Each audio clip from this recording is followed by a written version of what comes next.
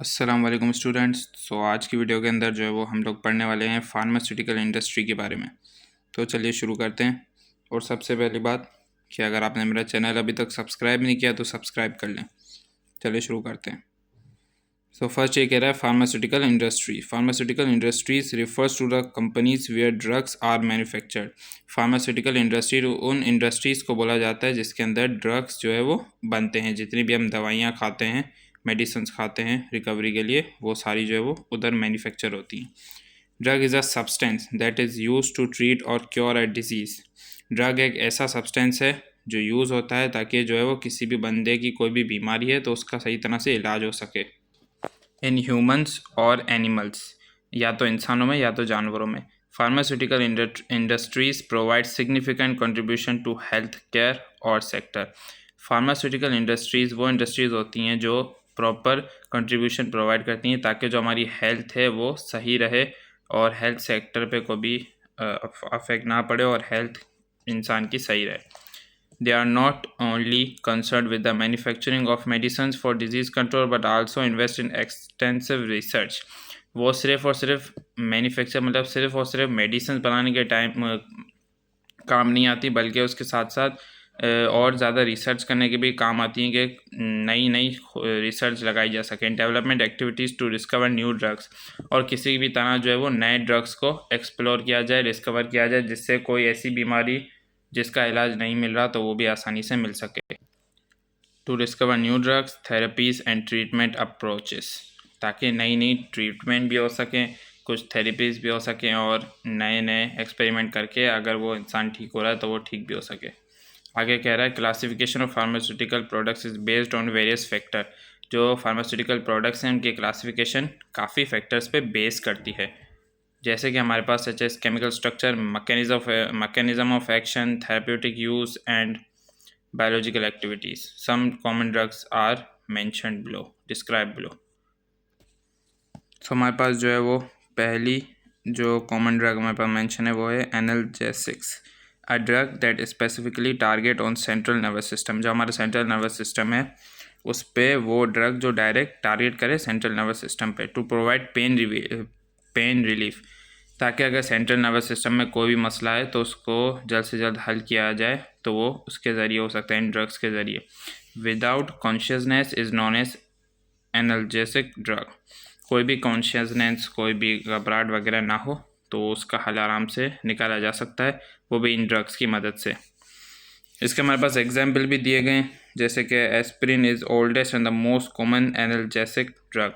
Aspirin जो है वो एक बहुत ही ज़्यादा कॉमन और बहुत ही ज़्यादा पुराना ड्रग है जो इन चीज़ों में काम आता है, जिसमें सेंट्रल नर्वस सिस्टम से जो है वो कोई भी अगर उसके रिलेटेड पेन है तो उसका आराम से रिलीफ मिल सके।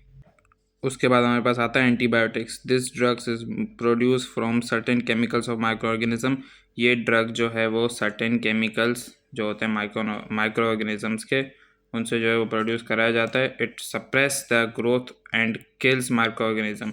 ये जो है वो कोई भी ऐसा माइक्रो ऑर्गेनिज्म जो हमारी बॉडी के अंदर मुश्किल पैदा कर रहा है, बीमारी पैदा कर रहा है, उसको जो है वो सप्रेस कर देता है, उसको बिल्कुल उसकी ग्रोथ को ख़त्म कर देता है या फिर उसको पूरा मार देता है।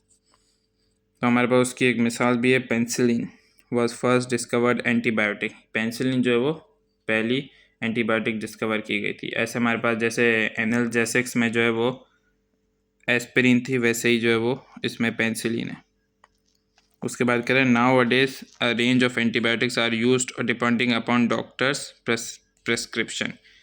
तो अभी के ज़माने में जो है वो डॉक्टर्स की प्रिस्क्रिप्शन होती है, वो बताते हैं किस हिसाब से जो है वो आपको दवाई लेनी है, तो फिर वो दवाई कैरी करनी होती है।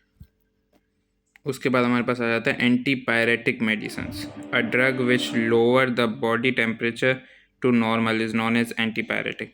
ऐसा ड्रग जो हमारा बॉडी का टेम्परेचर नॉर्मल पे ले आए उसको एंटीपायरेटिक ड्रग बोला जाता है।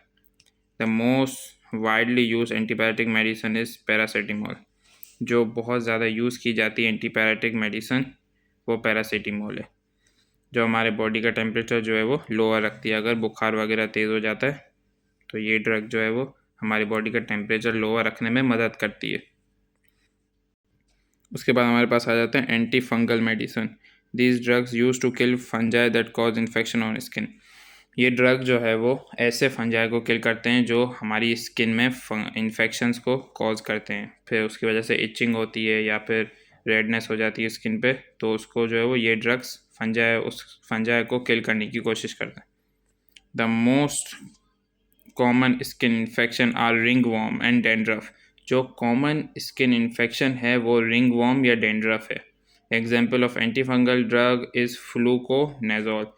ये जो है वो एंटी फंगल ड्रग का जो है वो एक एग्जांपल है। ये ज़्यादातर वो लोग यूज़ करते हैं जिनको स्किन में कोई भी इन्फेक्शन है, तो इस वजह से वो फंगस की वजह से, फंजाई की वजह से, तो उस वजह से। उसके बाद हमारे पास आते हैं anti inflammatory medicine. These drugs help to reduce inflammation. कोई भी किस्म की इन्फ्लेमेशन हो रही है, अगर कोई भी किस्म का दर्द है जो मसला कर रहा है, तो उसका इलाज जो है वो ये ड्रग्स करती हैं। एंड रिलीव पेन, कोई भी किस्म का दर्द है बॉडी में किधर भी, तो उसका रिलीव जो है वो ये ड्रग्स करती हैं। इसमें जो है वो आइबुप्रोफिन, जिसको ब्रूफिन बोला जाता है, जो बहुत सारे लोग यूज़ करते हैं, is an example of anti inflammatory medicine, जो कि पेन रिलीफ में बहुत ज़्यादा हेल्पफुल होती है। However many other options are also available. अगर आप कोई और ऑप्शन यूज़ करना चाहें तो वो भी कर सकते हैं। एक ब्रूफिन जो है वो ये भी एक अच्छा एग्जाम्पल है। उसके बाद हमारे पास आया था एंटी एलर्जिक मेडिसन। तो इसके बारे में अभी बताता हूँ कि दीज आर आल्सो कॉल्ड एनेस्थेसिस amines. Histamine is a chemical produced in the body due to decarboxylation of amino acid known as histidine. Histamine एक ऐसा केमिकल है जो हमारी बॉडी में प्रोड्यूस होता है जब हम decarboxylation of amino acid होती है, तो उसको जो है वो हिस्टाडीन बोला जाता है। The administration of these drugs reduces the histamine level in the body. जब ये ड्रग्स हमारी बॉडी के अंदर इंट्रोड्यूस होते हैं तो ये हिस्टामाइन के लेवल को जो है वो डिक्रीज कर देते हैं, रिड्यूस कर देते हैं, या सप्रेस बोल सकते हैं। A wide range of anti allergic medicine are available in the market. एक बहुत सारी तादाद में एंटी एलर्जिक मेडिसिन जो है वो अवेलेबल है मार्केट में, आप लोग खरीद सकते हैं। One of the example anti allergic medicine is diphenhydramine. ये इसका जो है वो एग्जाम्पल है। उसके बाद हमारे पास आखिरी मौजूद है anti malarial medicine. Anti protozoal और anti malarial drugs are use to treat mosquito bite infection disease such as malaria. Malaria Pakistan के अंदर बहुत है, तो इस वजह से एंटी मलेरियल मेडिसिन का यही काम होगा कि जो किसी भी बंदे को अगर कोई मॉस्किटो बाइट कर लेता है तो उसके हल के लिए वो एंटी मलेरियल मेडिसिन का इस्तेमाल करते हैं, जिसमें दाने हो जाते हैं तो वो इजीली उस वजह से हल हो सकते हैं। और फिर आगे चल के मलेरिया भी हो जाता है अगर ज़्यादा मच्छर वगैरह काटते हैं तो इस वजह से, तो उनका हल एंटी मलेरियल मेडिसिन से हो सकता है। Most commonly use anti malarial drug is chloroquine. ये एक किस्म का ड्रग है जो ज़्यादातर मोस्ट कॉमनली यूज़ होता है अगर कोई भी मॉस्किटो बाइट हो जाता है किसी भी पेशेंट को, उस वजह से। There are hundreds of pharmaceutical industries operating in Pakistan. बहुत 100 की तादाद में फार्मास्यूटिकल इंडस्ट्रीज़ पाकिस्तान के अंदर मौजूद हैं जो ऑपरेट कर रही हैं। And health ministry of government of Pakistan play important role in the availability and accessibility of drugs in public sector। ये एक बहुत बड़ा केस है कि जो हमारी हेल्थ मिनिस्ट्री है गवर्नमेंट पाकिस्तान की, वो एक इम्पॉर्टेंट रोल इसमें अदा कर रही है कि जितनी भी ड्रग्स हैं वो प्रॉपरली अवेलेबल हों और हर जगह मौजूद हों ताकि पब्लिक को कोई भी परेशानी ना हो। तो ये थी आज की वीडियो। तो अब करते हैं कि स्टूडेंट क्या आपको समझ में आई होगी। समझ में आई तो वीडियो को लाइक कर दीजिए और चैनल को सब्सक्राइब कर दीजिए। अल्लाह हाफिज़।